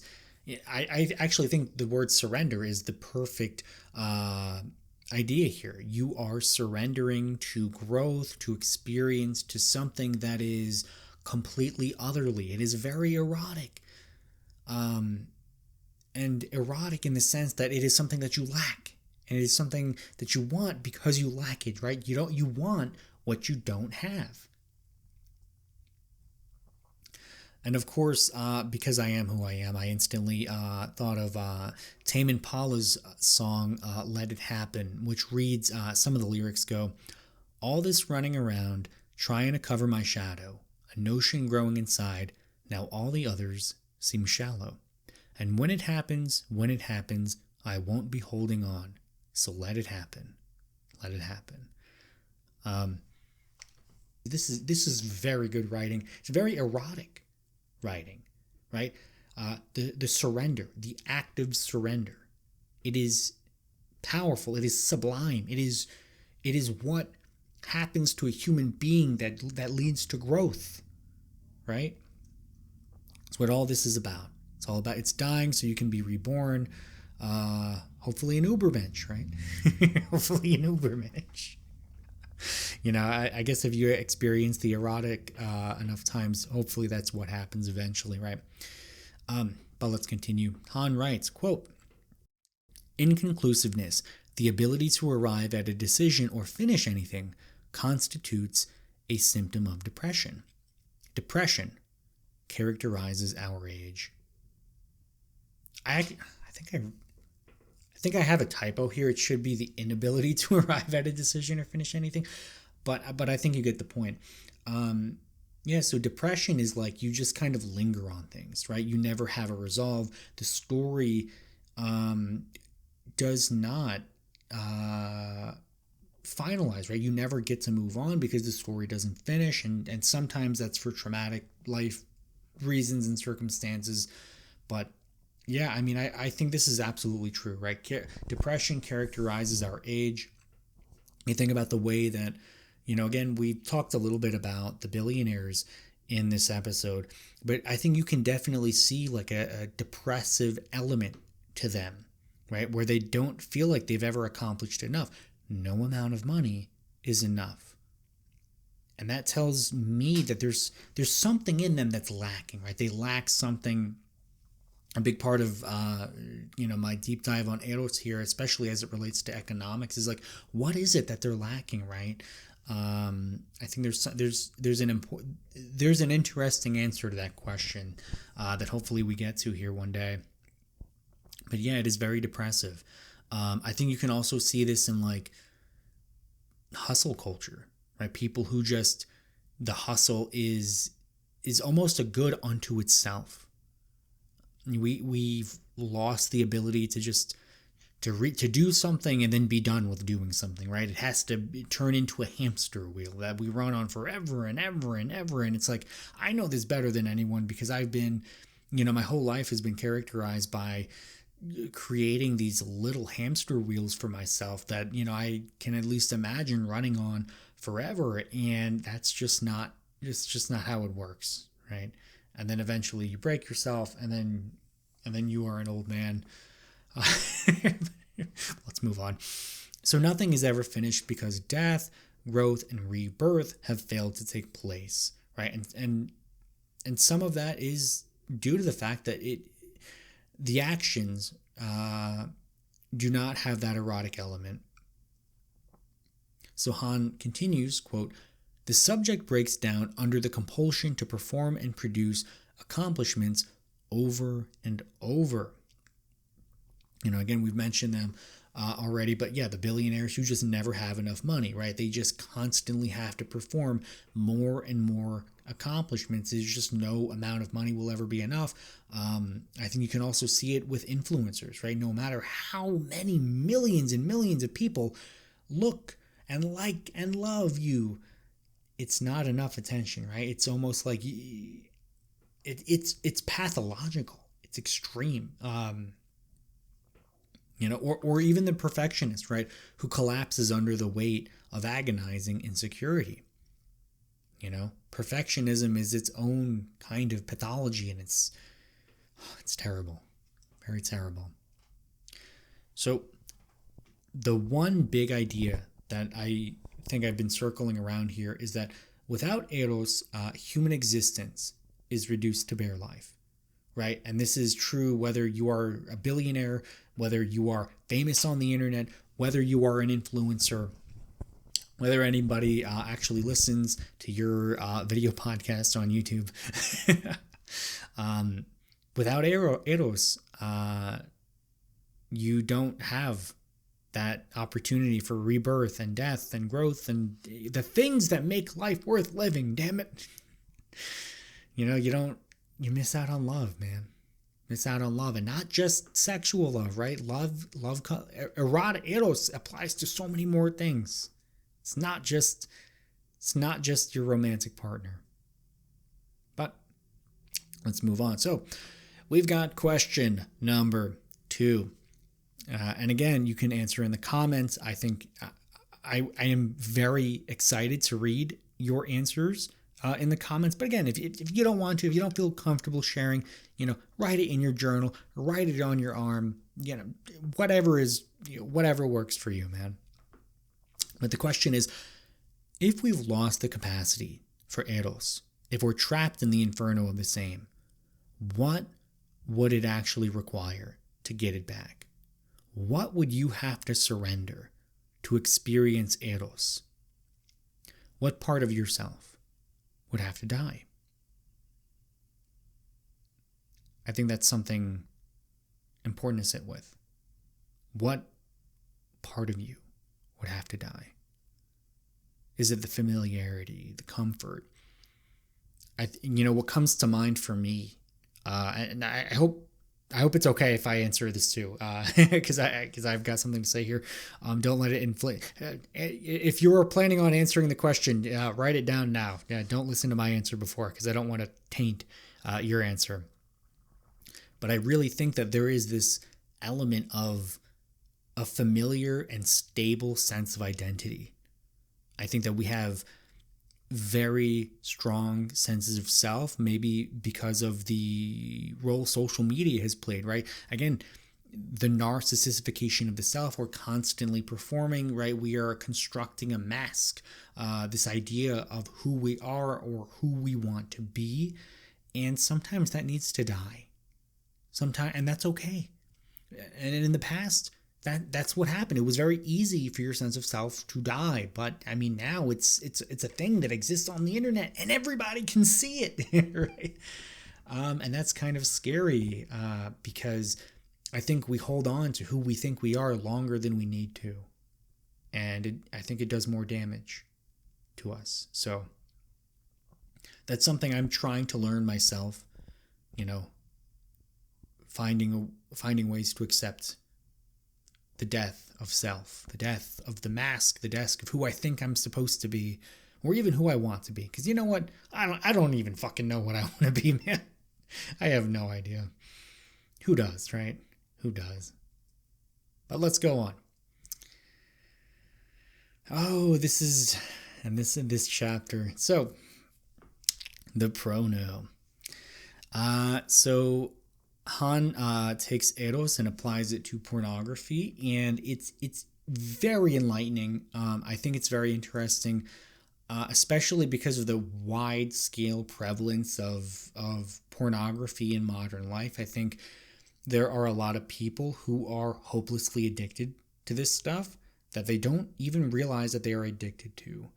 And if you are a man watching this, you don't even have to disclose, man. Just sit with that. Think, can I go without this stuff? Hopefully, I might be able to convince you otherwise, because Han does not seem to think porn is that great. So anyway, let's go on. So Han writes, quote, "Porn is a matter of bare life on display. The antagonist of Eros. It annihilates even sexuality." So on the surface, right, your physiological needs are being met with pornography, but it is without the growth that you would associate with Eros, right? You do not have to be broken open by another person. You do not have to bear witness to another human being's soul, to their presence, right? You can just kind of look at some body parts, move around on some other body parts on the internet, and your brain doesn't know the difference between that and the real thing, and bada bing, bada boom. Yeah. And that, and then you can move on, right? So Eros is just removed. So Han continues, quote, "Pornography derives its appeal from the anticipation of dead sex in living sexuality. What is obscene about pornography is not the excess of sex, but the fact that it contains no sex at all," right? So I know you've probably not thought too much about the philosophy behind this stuff, but it is something that happened once, and it was recorded, and now this one act is being repeated, over and over again, and it is dead, right? It is no longer happening. And the thing about sexuality is that it is an act. It is something that happens again and again, and hopefully, right? Maybe maybe not for you. Although actually, no. If you're watching this show, you get it over and over again. I know it, man. I feel it. I know you guys well enough. Yeah, I know you guys all get some,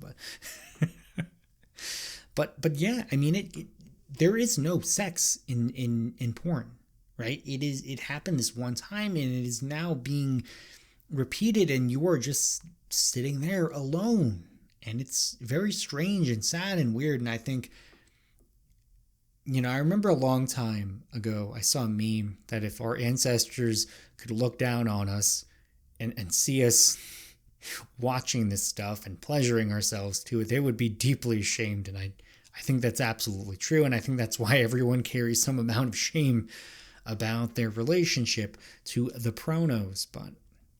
But anyway, I'm not trying to be a Puritan here or anything. I'm just trying to tell you there's no Eros in porn, and Eros is really nice and it's good. But yeah, so let's move on. So the cult value is being replaced with the exhibition value. So what? So I think what I at least had in mind of saying here is that cult value is an erotic experience. So before pornography existed, you had to actually woo somebody, right? You needed to be able to possess someone and be possessed by someone. And that is fundamentally an erotic experience, right? There is an other, there is this sense of desire, there is this sense of someone has something that you want, or maybe someone wants something that you have, right? It's erotic, right? It's all about the desire, the sex, the love. And it's now being replaced with this exhibition value, right? It is much more like a commodity. It is, this is going to sound weird when I say it, but if you know your stuff, this will make sense. Pornography is closer to being an NFT than it is to being real sex. It is a commodity. It is something that has no cult value. It is something that is impersonal. It is commodified. It is impersonal, right?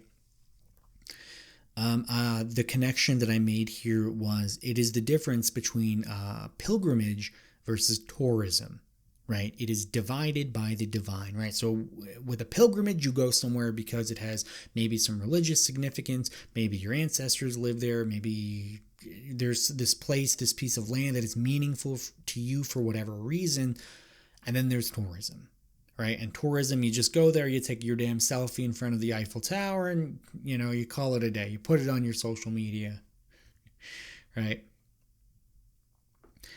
And this is one of those things that makes me think of, they don't know why they do it, and yet they won't stop doing it. Sit with that. Think about that. Yeah.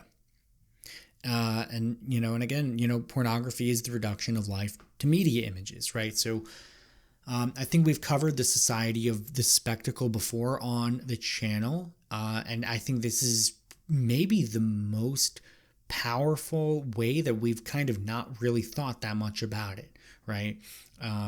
This reduction of sexuality, of intimacy, to media images, right? It is just pure commodification of the human body. But yeah, I've rambled enough about this, so let's see if we can move on. So Han continues, quote, "Capitalism is aggravating the pornographication of society by making everything a commodity and putting it on display. Knowing no other use for sexuality, it profanes eros into porn." So it is no longer about this otherly sensation, right? It's no longer about coming together with another human being, and it is a wonderful experience, and it's something that I very highly recommend if you've never experienced it for yourself. Real sex with someone you love, someone that is erotic, right? In the sense that they are otherly, that they are breaking you open, right? Again, it's about that death, this transformation, right? And I think you can almost kind of draw a parallel to how a lot of people don't even actually love each other, right? So you think about a lot of like the one night stands and the sloppy hookups that take place on a lot of these dating apps. It is essentially reducing the human being to porn, right? It is, you use another human body to, achieve climax, right? I'm trying to phrase this so I don't get censored on YouTube, although I'm sure it will be. But anyway, let's move on. Yeah, so everything is, it's all being reduced to media images. I don't think it's a coincidence that you see a lot of stuff like porn is not just used for porn, it's also used for like other non-sexual things, right? So I'm sure you've seen like Instagram accounts that are like, cabin porn, or like people constantly use this word porn to describe like the things that are, I don't even know how to describe it, just like the totalizing commodification of things to media images, right? When you look at something like cabin porn, it's not really about the cabins, right? It is about the commodification of the image of the cabin, or whatever it is. Maybe it's food, right? I don't know, whatever it is you're into, right? And then as our lives become increasingly dominated by these media images, our internal worlds are becoming warped. right? So I am far from the first person to point this out, but pornography has horribly shaped the expectations of what sex is, of what it should be, of what it looks like, of what it feels like. And it just reminds me, of this popular saying, right? Life imitates art, right? Because we don't know what we don't know. And when you experience art, when you witness these media images, they have effects on your brain and your mind and your worldview that you just cannot control for. And you don't understand how it changes you. And because most people are not sitting around self-reflecting like, oh, how did this media image change my perception of this, right? And again, it's not just the pornography, but again, like the cabin porn, right? The commodification of the image itself. It's messed up. It's very messed up. And I think it's just one of the many ways that we are harming ourselves and we don't even realize it. But yeah, let's move on. So Han brings in Eva Ilus. I hope I'm probably saying that wrong, and it's okay because I am just a YouTube doofus. So I apologize to Eva. I'm just going to call her Eva from this point on because I can't say names. But so Han introduces Eva here, and particularly her 2011 book, Why Love Hurts, where she argued that the pre-modern imagination was information thin. And that's important because this lack of information about the other led to an overvaluing of one's love interest, right? We idealized this person. We granted this person a kind of surplus value, right? So I think you can see a lot of like the way that we think about traditional fairy tales and, the way that love was maybe before the internet, maybe even farther back, right? The way that love was just idealized back then. Right? There was a certain kind of idealizing because you just couldn't know that much about that person because the only way to know that anything about that person was by spending time with that person or, like maybe asking others about that person. But I mean, that was a bad substitute for the real thing, right? It wasn't like it is today with social media. And again, today it contrasts heavily with what we have. Quote, prospective imagination mediated by the internet can be said to stand in contrast to an information-thin imagination. Internet imagination is based on an accretion of attributes rather than being holistic. In this particular configuration, people have too much information and seem less able to idealize. Wow, that's a lot. That is a lot to unpack. Yeah, and so we have more information about people than we ever wanted, right? Pretty much everyone is on social media. If you can find someone who's not online, date them. And like they're hopefully not married or, they're available, right? Hopefully they're available and they're not online. You date them because that will be an extraordinarily erotic relationship. And if you can, get off the internet because it will make you more erotic because you will become this unknown quantity. You will become unquantifiable, and that is valuable. But yeah, we have more information than ever. We essentially don't need to do any second. We don't need to extrapolate, right? We can pretty much scroll on, if you're interested in someone, you go scroll on their social media feed. Right? Maybe it's their Facebook or their Instagram or their, God forbid they have a YouTube channel where they have hours of video podcasts of themselves, right? You can just know everything about a person these days. And it increases the rationalization of desire, right? We feel like we are having more information about this person. We feel like we can make a better judgment call about their sexual market value. And maybe not everyone thinks of it like that, but I think that is at least subtext of this, right? When you look at someone's social media, when you creep on their public presence, it is a very rationalizing act, right? You are trying to kind of tease out what is this person's value? Is this person a long-term prospect for me? And then Of course, and as anything becomes more rational like that, we end up limiting our options because, there are a lot of people that I'm sure would have been perfectly compatible, that were absolutely capable of having a happy, healthy relationship with each other, that ended up not being together because, oh, hey, this person had a tweet from 2011 that I didn't like, or, they reposted this thing that I thought, that I disagreed with, or, it's very easy to look for things that, you can use to rationalize, to, kill the desire in the first place, right? And again, the social media platforms kind of incentivize that, right? Especially the dating apps. So it's just a horrible thing. Yeah.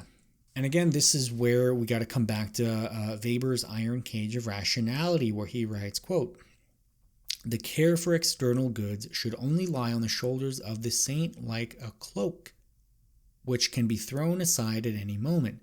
But fate decreed that the cloak should become an iron cage." And I included this quote not to be pretentious, although that is a benefit, but again, the expansion of our options actually limits our options, right? So, with the dating app situation, what you end up having is a large pool of people you can date, a large pool of people you can look at and be like, oh, hey, there are hundreds of people in my area looking for a date. I've got a lot of options, right? Well, then you kind of have to filter things out. You have to filter some people out, and that's a very rational thing. And it becomes, in the moment, it feels like your options are being expanded. They're actually being limited, right? I think another way to think about this is grocery stores, where they have all these different options for what to buy. And then, again, you have to filter out. It becomes this rationalistic mental calculation, and again, I think this is where part of the business transaction, right? That same logic of the business transaction becomes applied to this, and it gets applied to all of it, right? We're just going to move past that, and then we're back to Han here, who writes, quote, "Increasingly, the modern self realizes its wishes and feelings in imaginary ways, through commodities and media images. Its imaginative faculty is determined by the market and mass culture." And this is kind of the big point, right? So in real life, we have increasingly limited our options. It's become we've applied the logic of the business transaction. So we are increasingly relying on fantasy, right? These media images. And a lot of this just gets fed to us by the market and mass culture. It sounds very abstract. I hope that makes sense. I really do. I think this is where Han's thought process gets most interesting, because it is through this, right? So we're rationalizing things. I think he's not disagreeing with her as much as he is yes-anding her, because there is this, we're filtering out more than ever before, right? But what ends up happening, because we are bringing in this hyper rationalistic super ego decision making process to the equation of love, right? To eros, desire itself is the thing that's being extinguished, and I think this is what's behind why Gen Z is having sex less. I think this is why fewer people are finding happy and healthy relationships with each other, because we are bringing about the end of desire, the end of eros, right? Because the infinite options are exhausting.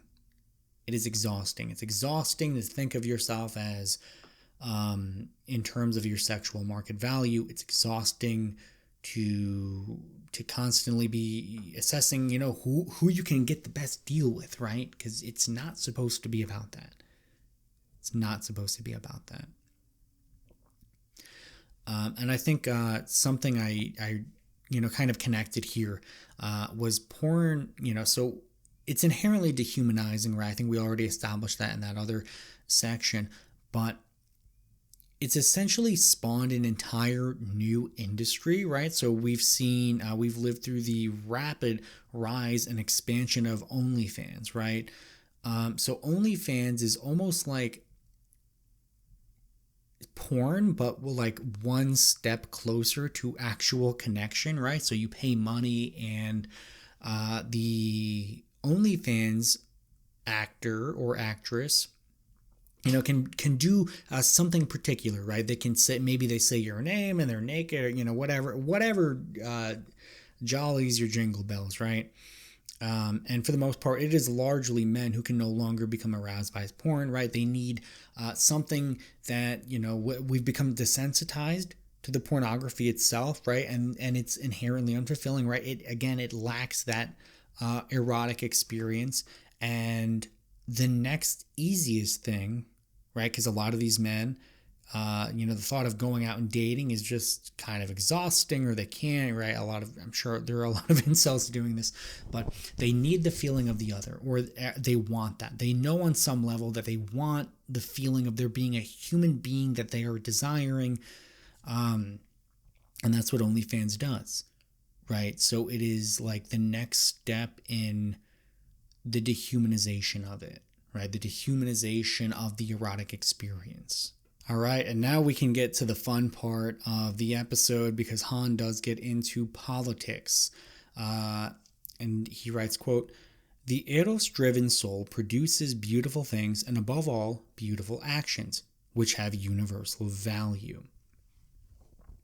So again, like I've been trying to establish throughout this episode, Eros is not contained solely within the realm of sexuality. It extends to the things that you do, the things that you find valuable, what you find beautiful, what is important to you, right? It touches every aspect of life, right?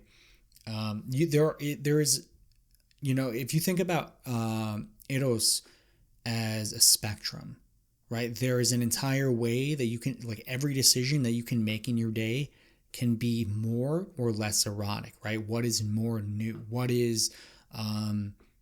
you striving to achieve that maybe, you want to become a new version of yourself, right? There's a version of this, like you can take this to your media diet, right? Exposing yourself to new ideas, to different ideas, to new ways of thinking and feeling and seeing the world. And Han highlights that Eros guides the soul, according to Plato, right? And again, ancient Greek god of love and desire, right? And I don't think I think that's very important there. So Han continues, quote, "Political action is mutual desire for another way of living, a more just world aligned with Eros on every register. Eros represents a source of energy for political revolt and engagement." Right? So it is essentially a rejection of stagnation, right? Because every system, things are naturally decaying, things are naturally dying. We live, if you're watching this, you're probably an American, we're living through a decline and a stagnation, and it's horrible and it's very terrible. And I think that is where Eros comes into this, right? There is this political desire for there to be something more, to be something better, to be something that doesn't fucking suck. I think that is a pretty powerful political interpretation of the spirit of Eros, and I think that it really resonates. It resonates. This desire to create a world in which one actually wants to live. Because I don't think that, there are a lot of people that I see, that I know, that I see the way the institutions are, and I think there are a lot of people who are living lives that are not really lives they want to live, and it's not even their fault. And it's really sad. But without getting too much doomer in there, let's move on. So Han continues, quote, "Interrupting the isolated perspective of the one, it makes the world arise anew from the vantage point of the other or difference. And I think there's something almost inherently revolutionary about that, right?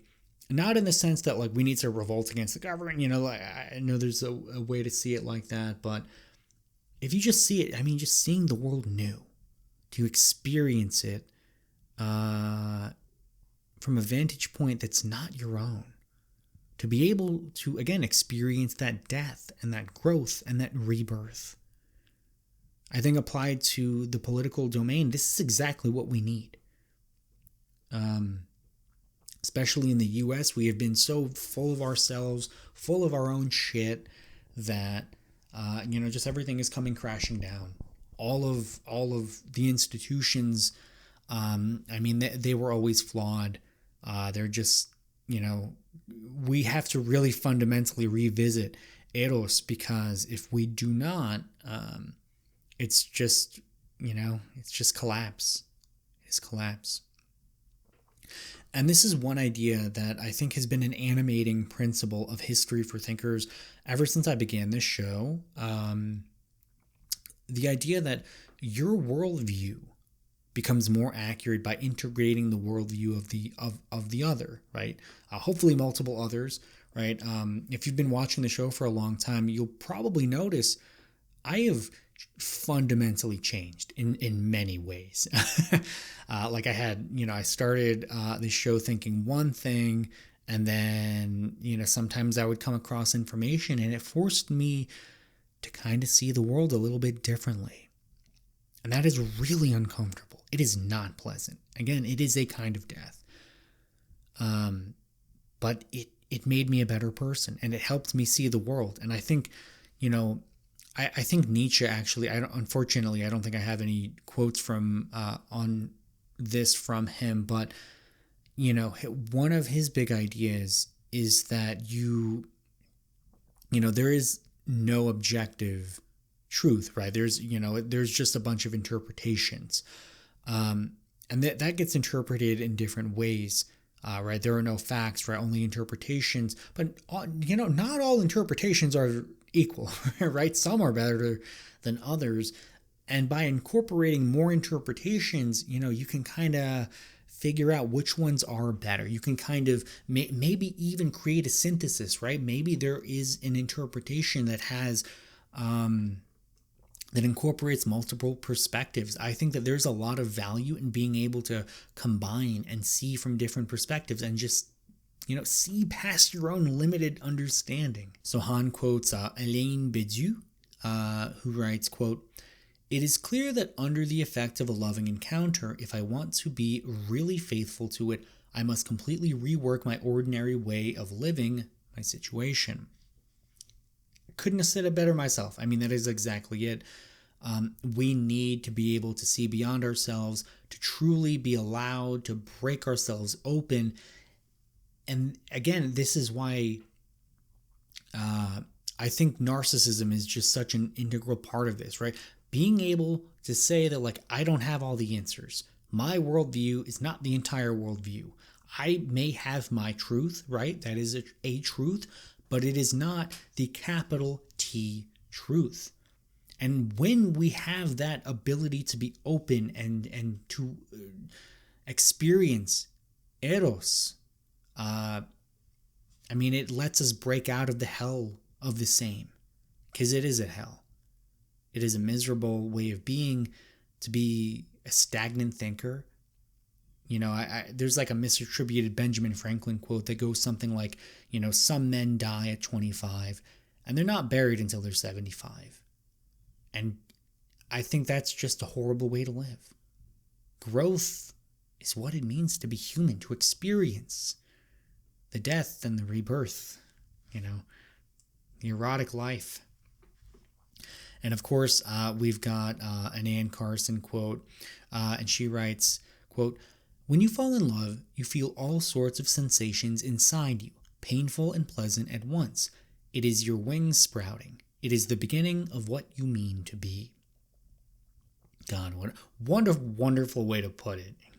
I have so much appreciation. your homework for this episode, go read The Agony of Eros, of course, but also read Eros the Bittersweet by Anne Carson. What a wonderful book. Because that's really what it is. It is about being able to be broken open, to die, and then to grow your wings. I mean, what a wonderful way to see it. I mean, you are growing, you are experiencing what you mean to be, who you really want to become. It's very Nietzschean, right? It's very life-affirming. It's very, it's just beautiful. I think this is what it means to be alive. And here we have come to the end of theory. We're getting close to the end, my friend. So Han writes, quote, "Without seduction by the atopic other, which sparks erotic desire, thinking withers into mere work, which always reproduces the same." I think this is why being a thinking person means you have to regularly find atopic others, right? You need that asymmetrical relationship where someone else, they contain something that you can learn from, that you can internalize, that you can use as an erotic experience. I think this is why writing is such a wonderful art form, right? Because you can go back and you can read the great ideas from different people. I mean, maybe it's Kafka, maybe it's Hemingway, maybe it's Nietzsche, right?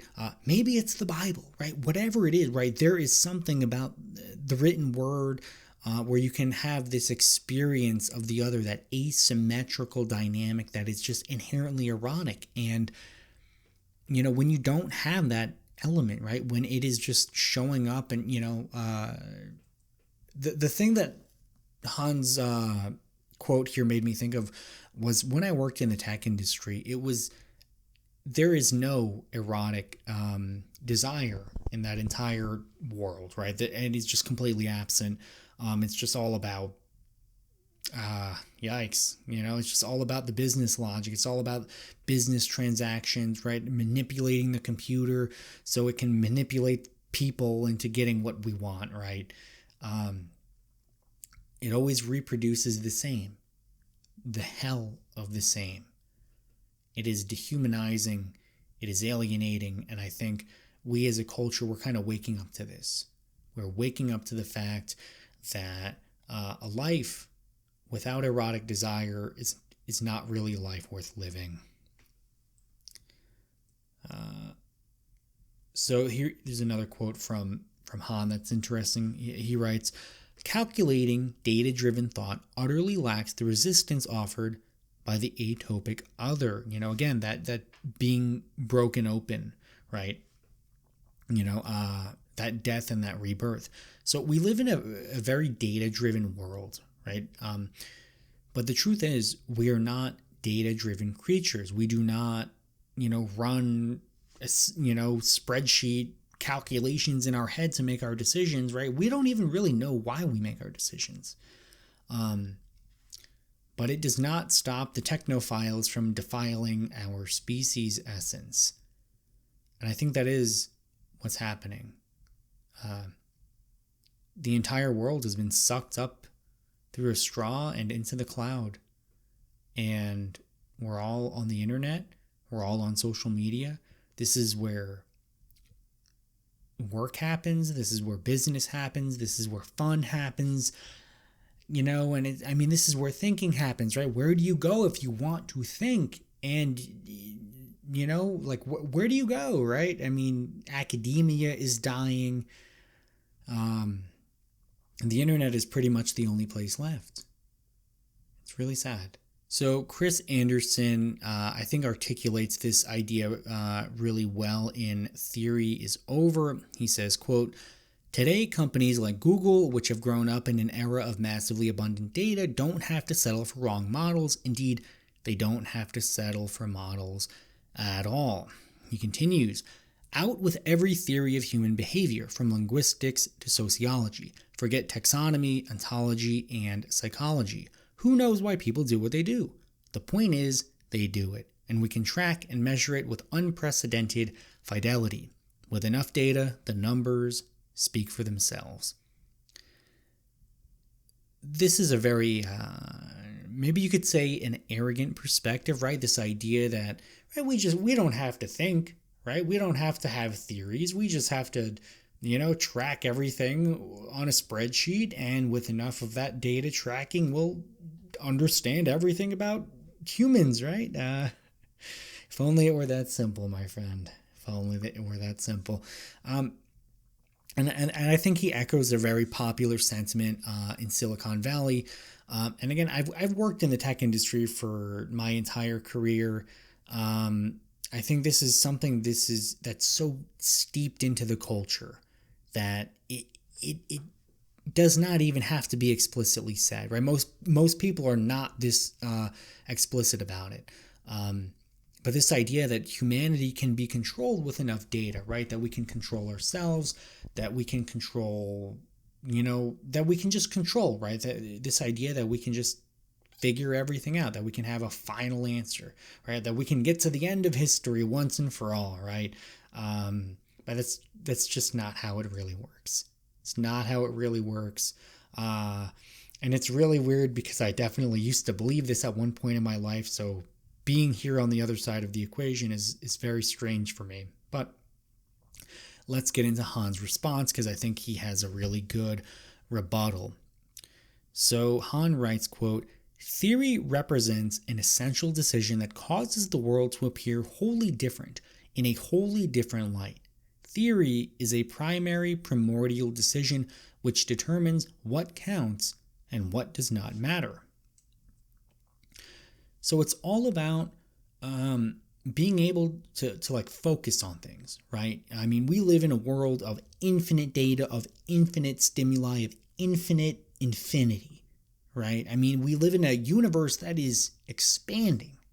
I mean, it is growing infinitely. We have, we want to pat ourselves on the back for like feeling like we figured everything out. We don't know shit, man.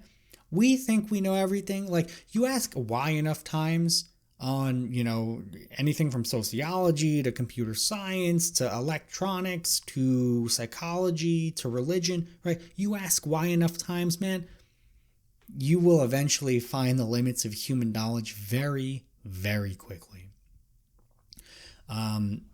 There's this, I think I actually stole this line from Becker, but he said that we essentially need to partialize life, right? Because there's just so much that we could be focusing on, right? So what do we focus on? We need to partialize. We need to fetishize. We need to focus on what matters and what does not. This is why thinking, a theory, right, for Han, it's the most important thing, right? We cannot outsource our cognition to the computers as much as the tech bros would love to do. So Han says, quote, "There is no such thing as data-driven thinking. Only calculation is data-driven." And I think that is such an important insight. If you have ever tried to turn to AI to help you think through things, you've probably realized that like it does not actually think. There is no thing. I know it says in the little thing, it's the LLM is thinking. It is not. A computer cannot fucking think. It is calculating. It is autocomplete on steroids, right? And our entire civilization has mistaken this calculation for thinking. We think that we can just outsource our thinking to the computers and it'll figure out all the answers for us, right? It's just not how it works. You cannot let your computer think for you. I feel it's important to mention this idea, embodied cognition, right? This is a really interesting theory of mind. Essentially, the idea is that we as creatures, as living organisms, we are fundamentally embodied, right? And the only way that we can think is through our bodies, right? I think it was George Lakoff. I think it's Metaphors We Live By, where he kind of draws attention to just how many damn metaphors, how much of our thought process is driven by sensory perceptions, right? Things that we smell or feel or touch, right? You think about how we conceptualize morality as like the straight and narrow path, or someone is going, someone is not walking the straight and narrow, they're wayward, right? It's a really interesting thing, and I think it definitely connects here, right? At the end of the day, thinking has to be embodied, and computers, I don't know if you know this, computers do not have bodies, right? They do not have bodies. They cannot think for us. Thinking is something that only humans can do, right? And then Han adds, quote, "This is not romanticism, but the logic of thinking itself, and it has been from the very beginning." This is what it means to think. This is what it means to be human.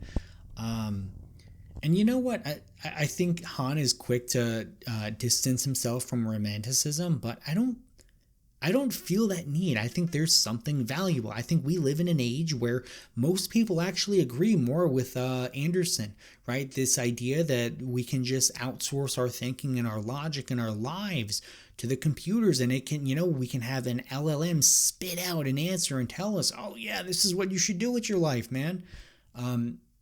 I remember a while ago, I think it was in the Harvard Business Review, they had a massive study on what people were using AI for. And like one of the top 3 reasons was like finding a purpose in life. Oh my God. Think about how sad that is. How did we find a purpose in life before AI told us? Oh my God, man. You know what? I don't care if it is romanticism. We need to go back to just valuing the human mind, the human capacity for thought and cognition, because that is just so sad. So for Han, theory confers form onto the world, similarly to ritual, right? And ritual is something that takes you out of yourself. It gives you a sense of of habit, a sense of being connected to something beyond yourself, right? There is this religious component to it, religious rituals, right? And it gives you a strong sense of what is important, right? So there is this connection between theory and ritual, where like what matters, what does not, right? And then the ritual is an embodied form to remind yourself of what matters, right? And I think this is why ritual is very important in general. So Han writes, quote, "They shape the course of things, framing them so that they do not overflow. In contrast, today's massive information is exercising a deformative effect because, again, we have lost the ability to fetishize, to partialize life, to focus on the things that matter and to let go of the things that do not, because we have so much information. We are drowning in it. We are drowning in information, and we can't make sense of the world. And that's what we need more now than ever. Than ever."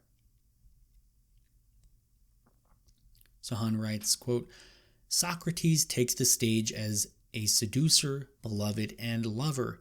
Because of his singularity, he is called a topos. His speech, logos, unfurls as erotic seduction too." So here we have Socrates, and again, what makes him an erotic figure, right? The reason that he has this connection, right? It's not that, he was hot. I mean, maybe he was. I don't know. I don't think we even really know what he looked like, but there's something about being a thinker, about being a seducer, being a lover, that is erotic in the otherly sense, right? There's something, Socrates possessed what people want, what people desire, this ability to come out of himself. What is philosophy if not the striving to come out of ourselves, to become something new, to question what we think we know, to say, oh, hey, maybe my worldview does not explain the entire world. Maybe my worldview is really limited. Then Han continues, quote, "At the very beginning of philosophy and theory, logos and eros entered into such an intimate relationship. Logos is powerless without the force of eros." So logos, right? Logic, speech. It doesn't really matter if you do not have that otherly sense of growth, right? I think a big part of what makes any kind of media truly transformational is this this combination of both logos and eros, right? They combine, right? This is what philosophy is, right? It is logos in the sense that it is logical, but it also contains the element of eros, of the presence of another human being. This is why, all throughout the history of philosophy, it's not just the ideas, right? It's also the people who lived those ideas. This is why you can say someone like Friedrich Nietzsche, right? I mean, I've mentioned him a few times throughout this episode, but such an important thinker, right? And it wouldn't be the same if his books were just published anonymously and it was some random jackass that right? Like, there needs to be a human being behind it. I also think this is like part of what makes art great, right? It's almost like you fall in love with the artist, right? It is an artist other, right? I think one connection that comes to mind right now is, Franz Kafka for me. I've been going down this rabbit hole. I've been really enjoying his fiction, right? The Metamorphosis, The Trial, The Penal Colony, a lot of these great stories. And it's weird because I feel connected to him, right? There is this sense that I am opening up my own mind and seeing the world through this guy's perspective. And this guy, I don't know him. He died, over a century ago. And through his writing, I mean, he can communicate to me. And that is a kind of philosophy, right? And it's just, yeah. Sorry, I'm rambling now. I'm going to stop myself because I'm just rambling. But Han concludes with, quote, "Philosophy is the translation of eros into logos." And these things, they come together. And it's beautiful. And we can think and grow and feel and live and die and become more than ourselves. And I think that's the point of philosophy. That's the point of history for thinkers. It's what I'm trying to do here with this show. It's what I'm trying to do for you, man. For you. Yeah. So we've got the question number 3, the final question. And if you are still watching and you have not answered any of the questions, please, my friend, answer this one, because this is the good one. This is the one you really want to answer. Anne Carson writes that when you fall in love, it is your wings sprouting. So my question is, what if that isn't just about romantic love? What if we can experience that same sprouting, that same painful, ecstatic, euphoric growth in how we read, in how we think, in how we show up in the world? When was the last time your soul grew wings? And what are you going to do to grow wings again? How can you bring eros back into your life? That's my question for you, my friend. Thank you so much for watching all the way through. I've got a further reading here, so if you want to check out any of the stuff I mentioned, yeah, it feels really good to be back, guys. It feels really good to be back. I hope you guys are as excited as I am, because this is just the beginning. I've been doing a little bit of a deep dive on eros. So I've got Eros the Bittersweet by Anne Carson. That's probably going to be the next episode. I'm about halfway through Bataille's book on eroticism. I've also got A Lover's Discourse by Roland Barthes. So those are a couple of episodes that are on the docket. And hopefully I can get those out in a relatively soon-ish time frame. No promises, though. And I think another thing I wanted to let you know about is You'll also be able to sign up to the newsletter. So if you go to historyforthinkers.com, finally got the .com domain. Oh my God, so excited about that. But you can get all the future episodes there, beamed directly into your email inbox. So if you want to get off this algorithmic social media, there's that option for you. I'll also probably be experimenting with writing some essays over there. I've kind of had this, I'm kind of getting acquainted with the beauty of the written word because I love reading, and reading is just fucking wonderful. And then also writing, and it's a wonderful thing to be part of, even though videos and podcasts and stuff like this is fun too, but there's something more elevated about the written word. And I mean, if you're still watching this, you probably instinctively agree with that, right? So sign up to the newsletter, you little shit. And thank you for watching, and I'll see you in the next one. Peace out.